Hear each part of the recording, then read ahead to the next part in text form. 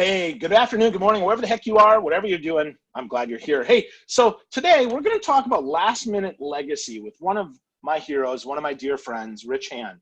The book and CD are incredible. Now, let me read you this from the back. It says, in the end, all you have is your legacy.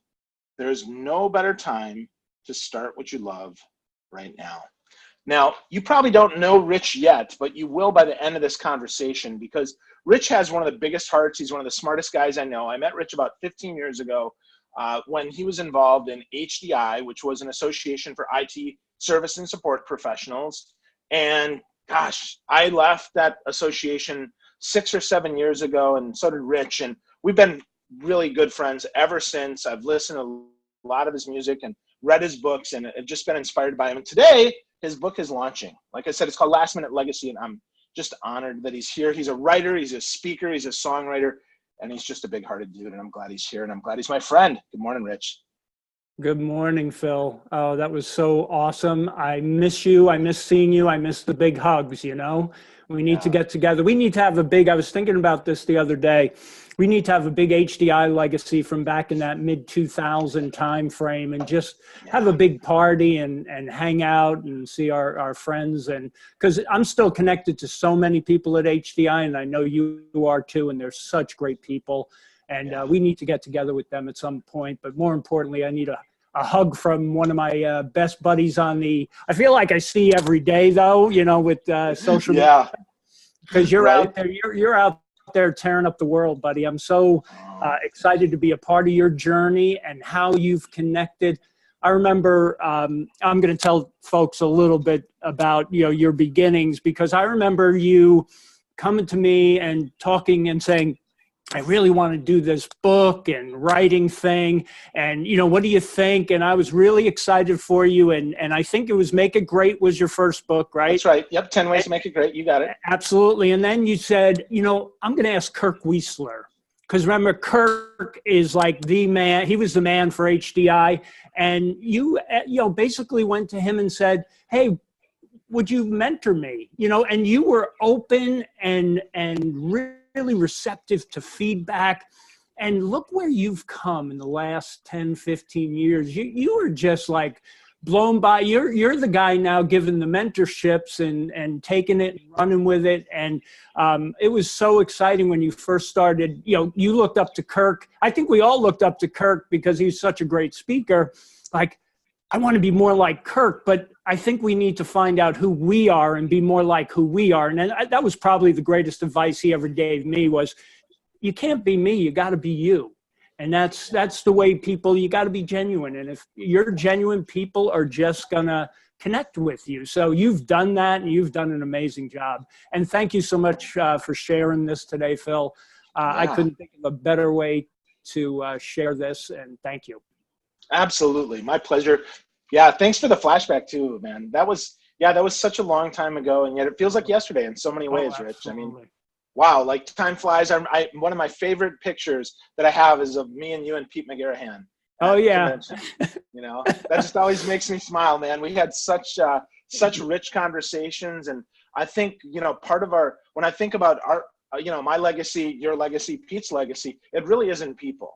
I think that's the thing that sets us apart is like you write music to get to people's hearts. And I think that's really what makes you unique is that because a lot of people write music, they write music to sell records, right? And God, that now I sound really old, right? Records, what's that, right? But I mean, to sell a download or to sell, you know, to launch something or to do something else. And the fact that you would write a book called Last Minute Legacy, that really, you know, not that you're at the end of your life or anything. Let's be clear, folks. If you're listening in here, Rich does not have terminal cancer, thank God, or anything like that. But to recognize that, you know, life is short. Oh, absolutely. It could end tomorrow. It could end in an hour. It can end any moment. And I think, you know, last minute legacy, we're always on our last minute, right? You just never know. And the idea really came from, the song's really a song to my children.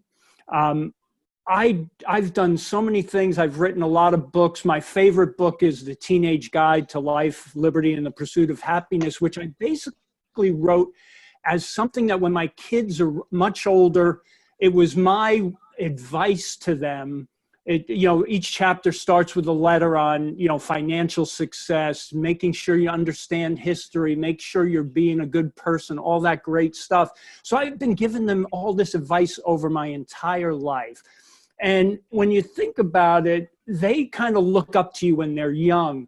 But when they get older, they start to realize that you're just a human being trying to get through everyday life. We all have our struggles. We all have our internal demons that we deal with.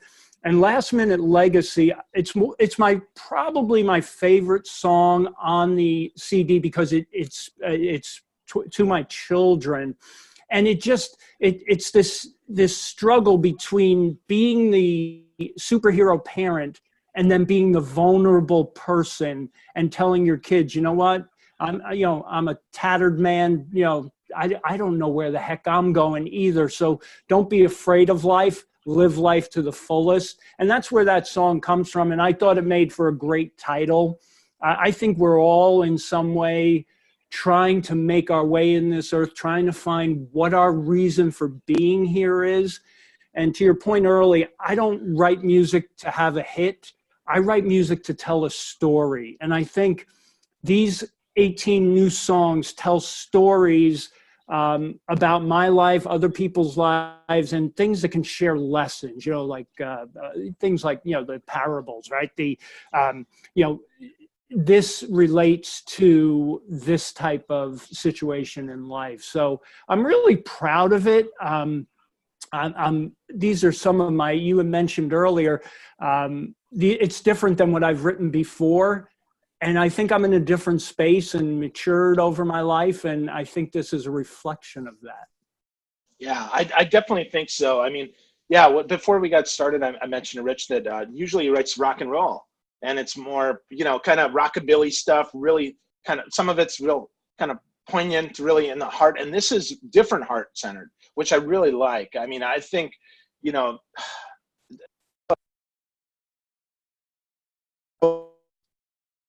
so lovely to think about how good that is and how wonderful it is that we get all of that in music, right? And not only that, but I mean, the book also, because it's about, it is those love letters, not just your kids, right? Right. Me and this old guitar. I mean, really, really fun, man. Really dig that. Because I think about that, right? You actually talk about the intimacy. You say there's an intimacy in songwriting. You must bare your soul, dig deep inside, stand naked on the stage, and expose your innermost feelings in the process. And so I think about that, Rich, and I got to say, because I remember meeting you, man, and you were first a little like, who the hell is this guy that's trying to give me a hug?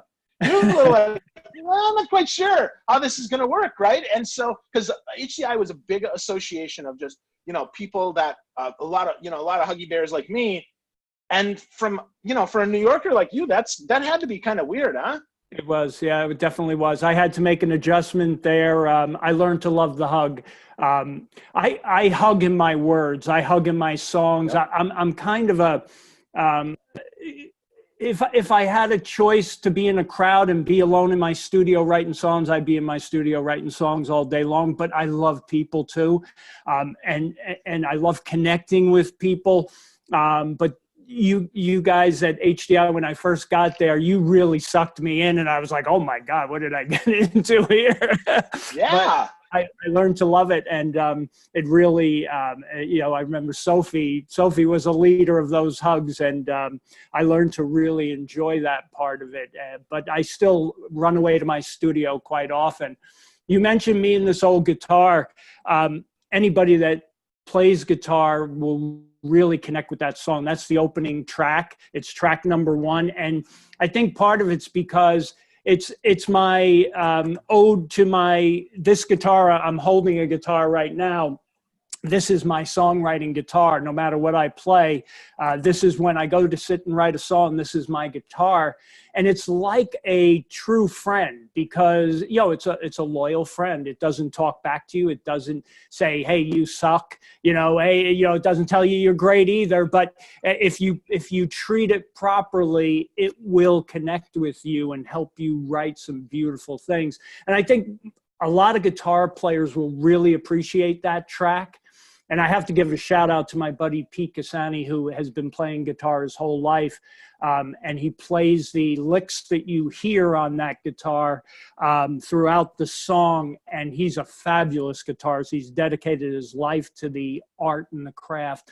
But it's one of my favorite songs on there. And it's really describes, I thought it was a great way to kick it off because it describes my relationship with the guitar, right? And how we sit together and we try to come up with these things. And thanks for recognizing that one. It's one of my favorites. Yeah, no, it's beautiful. And I think about that. I think of how whatever our instrument is, sometimes like for me, it's my voice, right? I really think about that and how sometimes I have to sit with it and like let it sit inside and register and really resonate.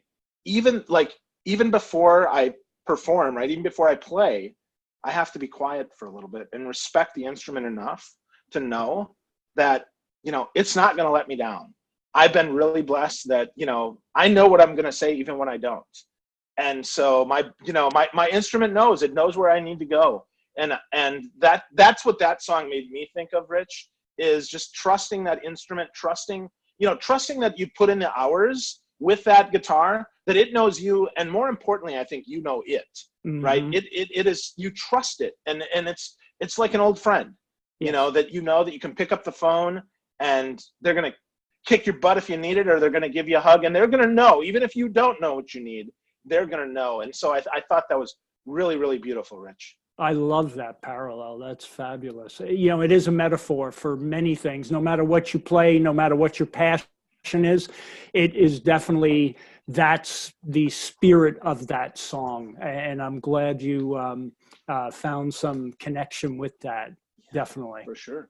Yeah, for sure. So for those that have never written a song, much less you've written hundreds of songs, how do you get started, Rich, writing a song, man? You know, it comes in many different ways. It's a great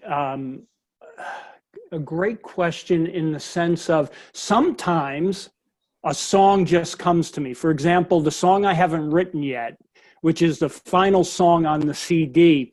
I was sitting in a hotel room in where was I? Down in Honduras on assignment when I was consulting.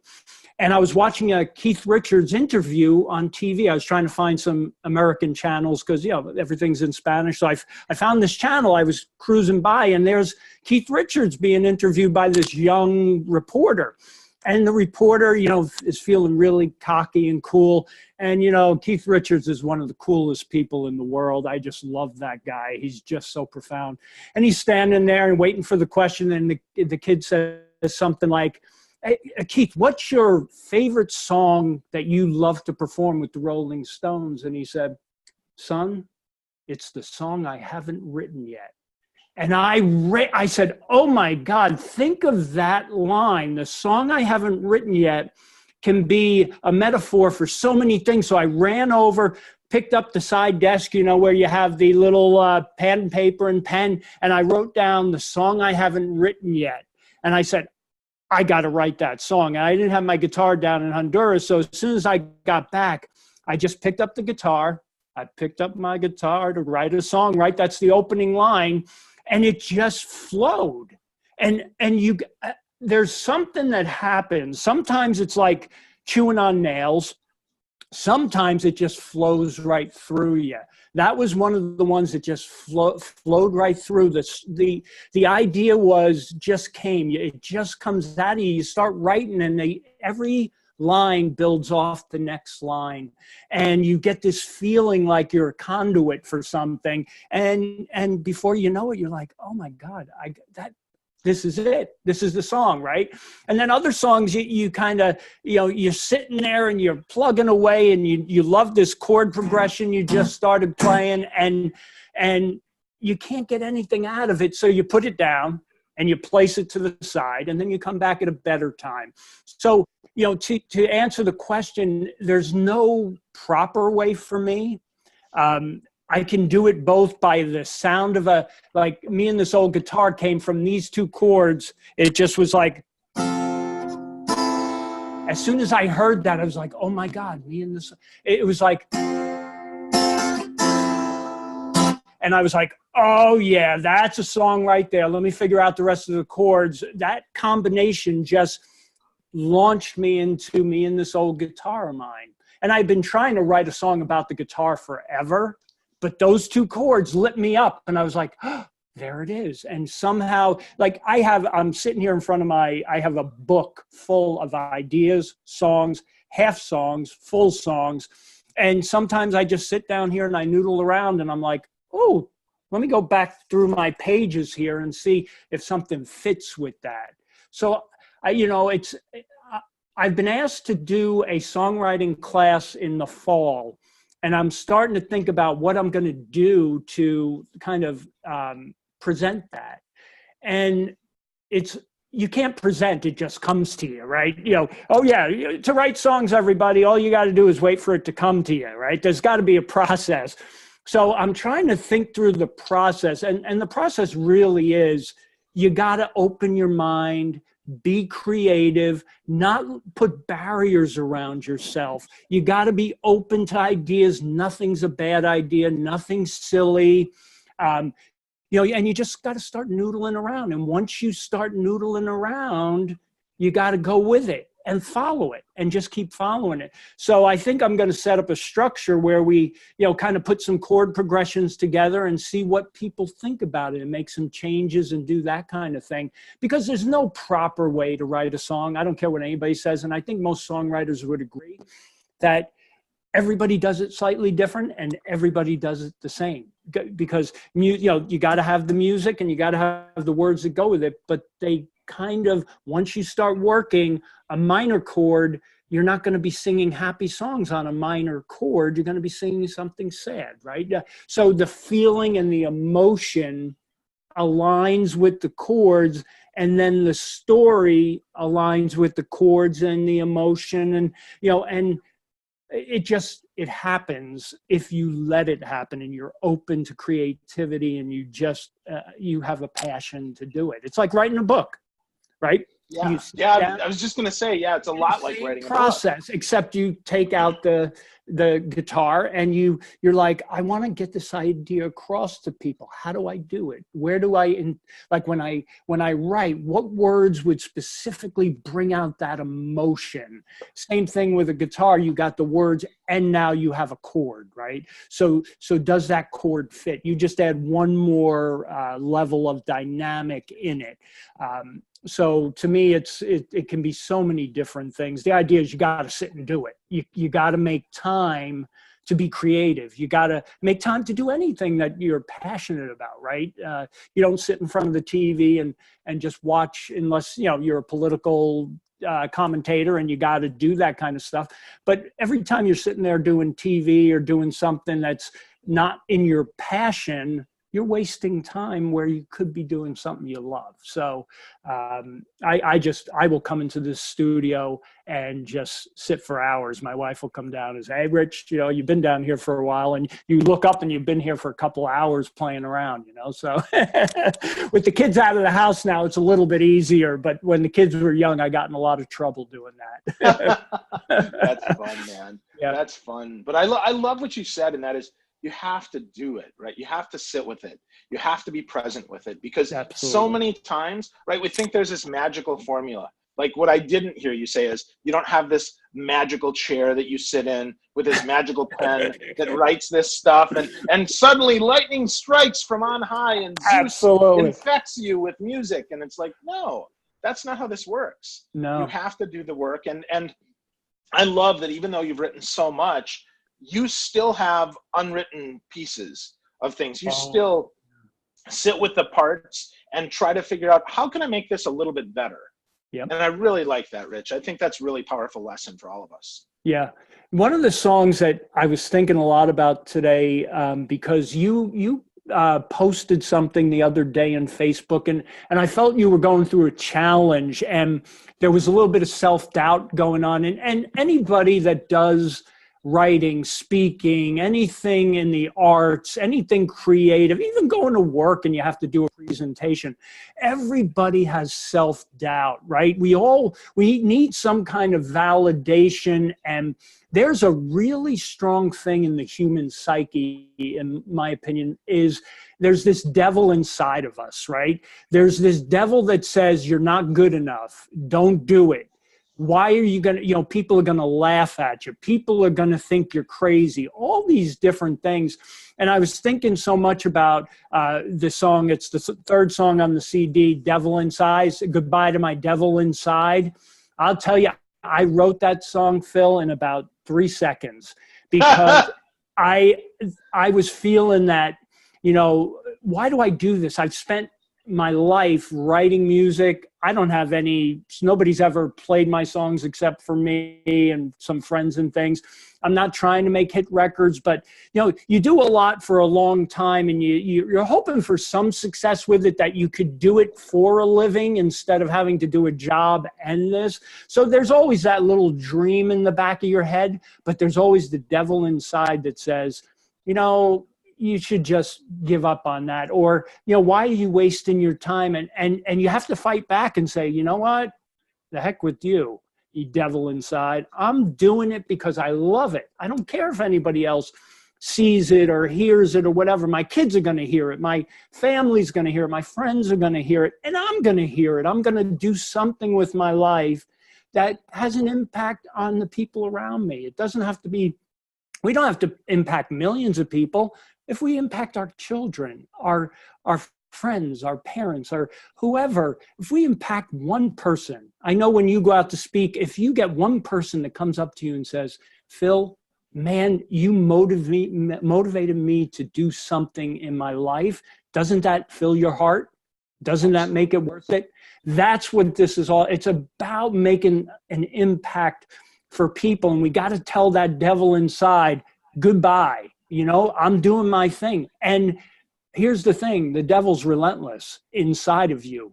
You'll have a great thing. You'll do your speech. You'll come out or you'll play your song and people go, great, I love it. I love it. And as soon as you walk away, the devil's inside going, hey, that wasn't really so great. That was only 1 or 2 people that thought it was great. It starts kind of getting in your head again, and you always got to go after it. You got to be as relentless against the devil as it is trying to stop you from doing the things you love. So that's one of my other favorite tracks. I debated about that being the first song on the CD and Me and This Old Guitar, but Me and This Old Guitar won just because I like the production more, but it's one of my other favorite songs. And I was thinking of you because we all go through it. We all, if you put yourself out there, the devil's trying to take you down. You just got to know that and address it, right? Hey, I'm not, devil, I'm not listening to you because I know I got it.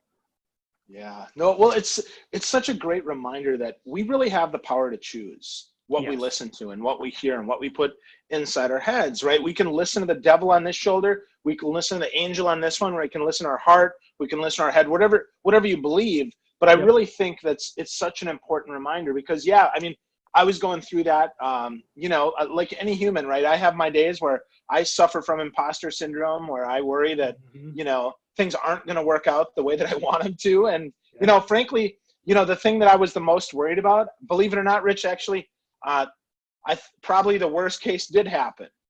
And so, I'm still alive to tell you about it, right? So that's the thing. I mean, even if the absolute worst happens, it's still okay. And I think that's another good reminder that, we got to slug through it, right? We got to keep going, because if it doesn't kill us, man, it's going to make us stronger. Oh, absolutely. It's a lesson, right? Everything I've learned, my expectations are, you live in the now.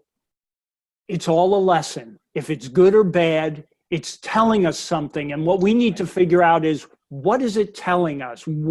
Is it telling us to change direction? Is it saying that really wasn't where we were supposed to be? If we're not in alignment with who we are, we need things to reset our alignment, because sometimes we think we're aligned and we're chasing something, and something happens and we go, oh man, this is really not good. I'm really disappointed. But if you step back and you look in perspective, you go, maybe I was pushing that. Maybe I was trying to be something I didn't want to be, or I thought I could be, and I'm going to fit the round, the round peg in square hole kind of thing. I think everything in life is a lesson to learn, and no matter what it is. And I hope everything's okay for you, and it will be. Oh yeah. I know. You're a guy that bounces back. You're an inspiration. So it's part of your next story, right? That challenge, whatever it is part of your next story. It's the last hurdle you just went over, and you're going to use it to your advantage to steer in the direction you need to go. Yep, absolutely. Well, and that's the goal, right? So when I think about, part of the legacy is that it's not done yet. Yeah. Right. We're not done yet. And that's an important reminder. I mean, even though, after 18 songs, like the CD wraps up and all of that, I have to tell you, Rich, the way that you wrap this up with people inside of this, and you talk about this and you share their pictures and a little bit of their story, really is inspiring, and really is that legacy right there of paying it forward and giving it back to those that have kind of come before you or inspired you or helped you, I think is a beautiful legacy to leave, Rich. Oh, I appreciate that, Phil. It's the guys and gals on the CD. I love them all. They were all special in the process, and that, I have to tell you, Phil, was the best part of this whole CD, is the part that nobody saw, which was the laughing, the connection, the figuring out how the bass line was going to go, figuring out harmonies, all that stuff. And we would laugh at ourselves and the mistakes that we made.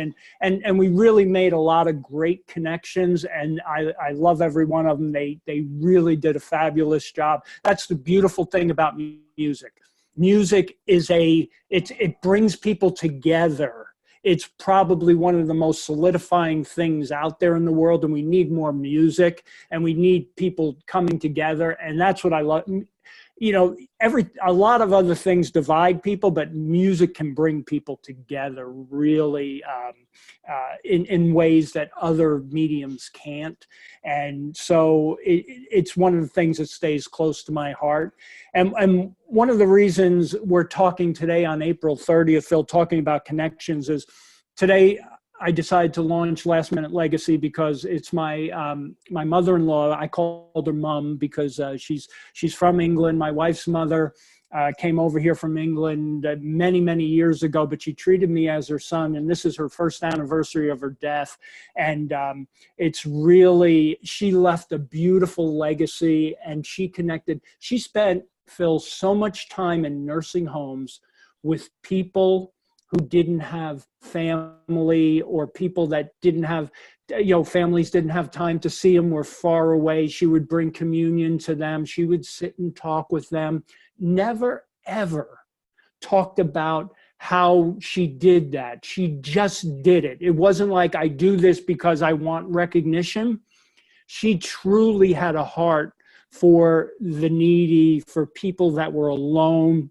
And she was such a beautiful woman, and I just thought it was so appropriate to launch today in respect for her memory. And if you watch the video today, she is in there with a little tribute to her. And I just wanted to make sure I got that in before we wrapped up, that I miss her, and all the people in the video that I have, there's stories of each of the people that have touched my life and who my memory's so in love with.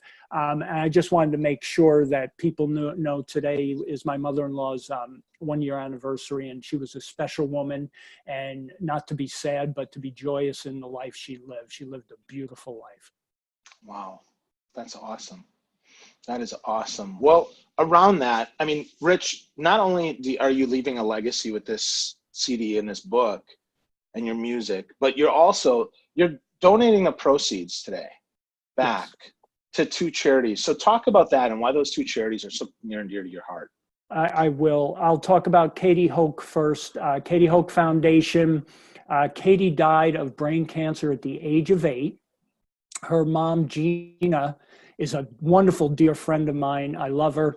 And she started a foundation because Katie, at the age of 8, understood how important it was for kids to have connections and live a normal life, even though they were diagnosed with some kind of cancer, that they needed normalcy.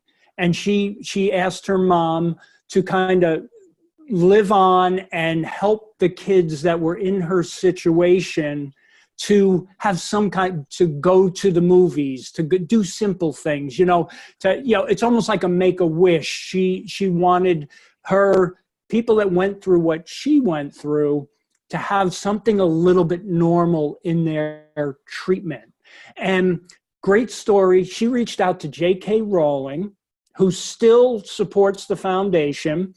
And at the time, one of the Harry Potter books was coming out, but it hadn't come out yet. And she knew she was close to the end of her life, reached out to J.K. Rowling and asked if she could see the newest book coming out because she was a Harry Potter fan. Well, J.K. Rowling called her a number of times and read the passages to Katie. And she was sworn to secrecy, and she took that with her. But can you imagine J.K. Rowling reaching out to this young 8-year-old, in upstate New York that, dying of brain cancer, but she took the time and called. And every year she donates a book she donates something with her signature. If it's a new book, it's a new book. Now she's doing the new series. So she's been given some of those to the foundation. Wonderful foundation. Everything's volunteer. All the money goes to the kids, which is great. Hospice, Gateway House of Peace. I know the founder. My wife was an executive director there for a short time. My wife's a hospice nurse.